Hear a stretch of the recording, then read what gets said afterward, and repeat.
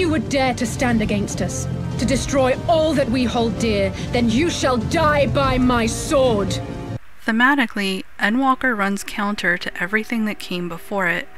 I've scattered examples throughout this video to help illustrate the point, lest this section be a montage dedicated to hypocrisy. You would doom our world to save your own? What would even become of us? Of you?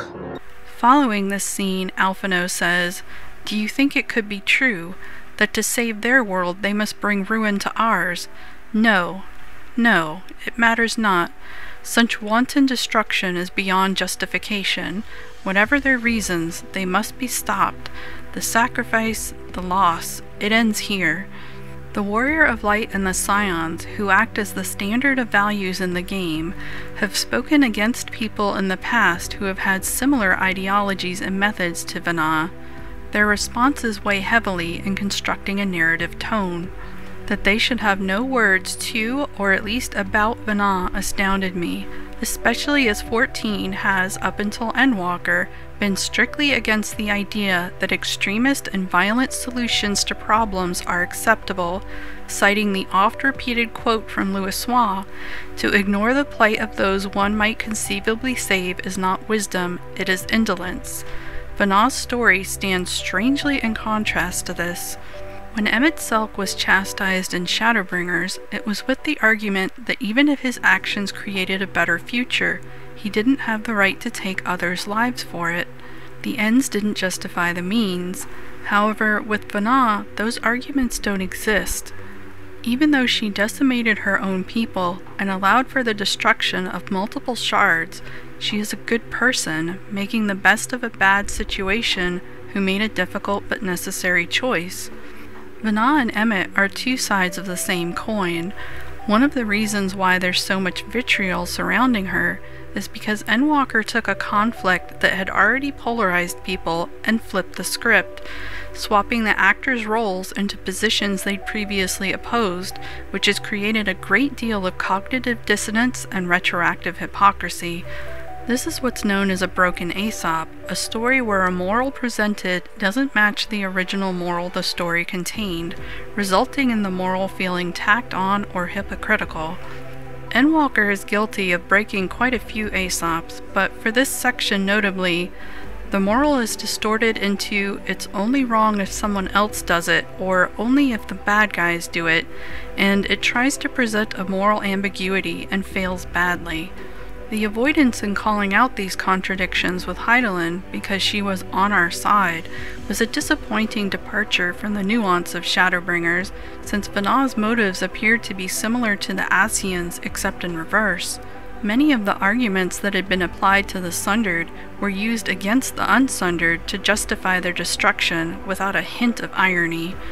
While Emmett and Elidibus were both framed as tragic figures, their flaws and antagonistic elements were still on display, and their wrongdoing was never in question, even if the righteousness of their cause was.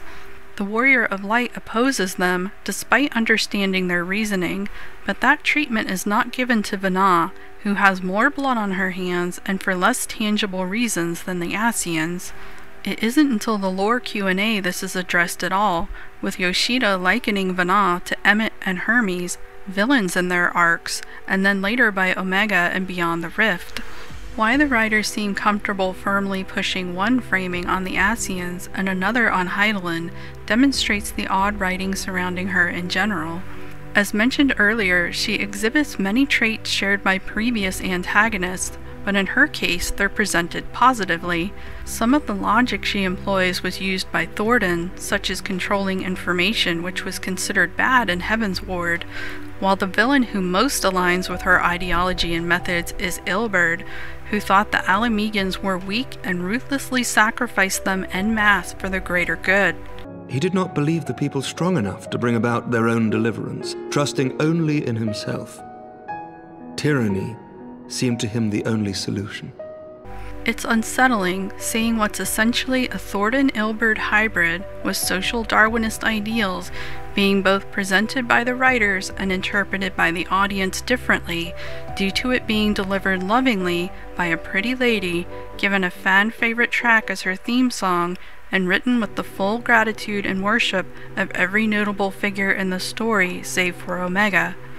The discomfort isn't helped by the insistence that forced and violent actions aren't necessarily evil if they're committed out of love, which has abusive undertones. Love that we must appreciate and continue to feel good about in ongoing quests, which also render the player choosing not to believe she was justified and beyond the rift entirely irrelevant. 14 is also full of situations with people who are unable to accept their present-day circumstances due to a preoccupation with the past. However, in all of those cases, even if they're depicted as being wrong, it's shown change is possible and they're worth saving despite their supposed weaknesses. There's nothing that fundamentally separates the nostalgia of the ancients from that of anyone else. Their condemnation as being doomed in absolute terms, which doesn't apply to any other group as of the Omicron quests, comes across as not only being thematically contradictory, but as awkwardly justifying their demise in such a morally dissonant way it feels deliberately upsetting. This tragedy, greater even than the seventh umbral calamity, must be undone.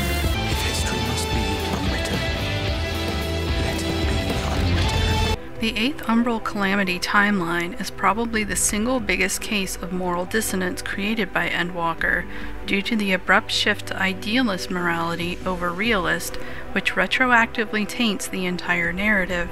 This may have been fine in isolation, but they go together like oil and water, which doesn't work when Endwalker is so reliant upon Shadowbringers.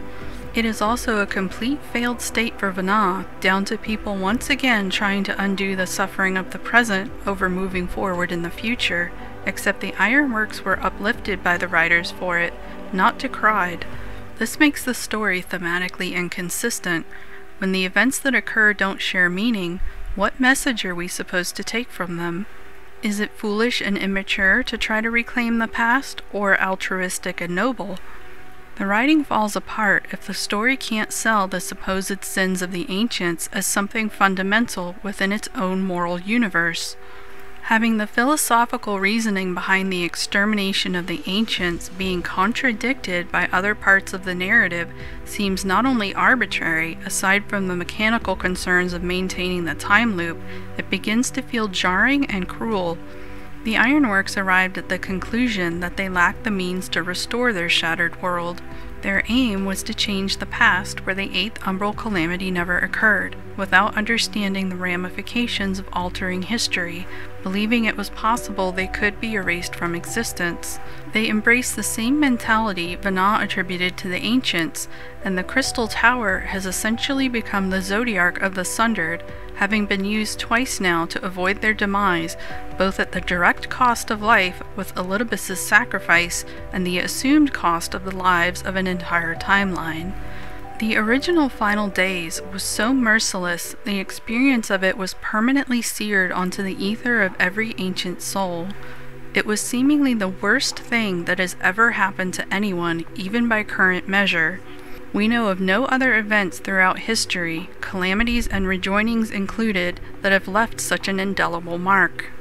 The 8th Umbral Calamity pales by comparison, and yet the Sundered labored for 200 years to devise a means of undoing it. Even if the ancients did want to return to a perfect paradise, it's no different than what the Sundered themselves wanted, other than how the narrative inconsistently treats the two groups. As an aside, I had hoped the return of the Final Days would result in empathy from the Sundered to the Unsundered, only for them to have largely avoided experiencing it, lest we forget the classic line from Arenville's short story, "The Final Days came and went." Even the Scion's prior sympathy for the Ascians' plight is notably absent in Endwalker. During Shadowbringers, Alisaie says regarding Emmett Selk, "Even if they manage to rejoin all the worlds, they'll never bring back the ones who were lost, but would I have done any different?" And Y'shtola later says regarding Elidibus, "Given what we know, it is plain he will not be deterred from his course, and nor would I were I him, not if it meant forsaking everything I loved." The simplest question to ask in terms of exposing the hypocrisy is, if the position was reversed, and the Scions were the ones facing being sundered, Would they accept Hydaelyn's judgment? The answer is no. No, they wouldn't.